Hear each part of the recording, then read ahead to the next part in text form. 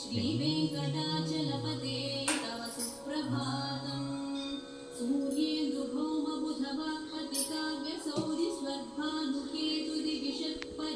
सूर्येन्दुभौमबुधवाक्पतिकाव्यसौरिस्वर्भानुकेतुदिविषत्परिषत्प्रधानाः स्वद्दा सदा सचरमावधिदा सदासाः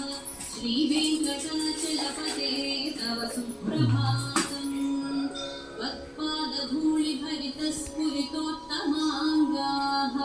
स्वर्गापवर्गनिरपेक्षनिजान्तरङ्गाः कल्पागमाकलनया पुलतां लभन्ते श्रीवेङ्कटाचलपते तव सुप्रभातम् त्वद्गोपुराग्रशिखराणि निरीक्षमाणाः स्वर्गापवर्गपदवीं परमां श्रयन्तः मत्या मनुष्यभुवने मतिमाश्रयन्ते श्रीवेङ्कटाचलपते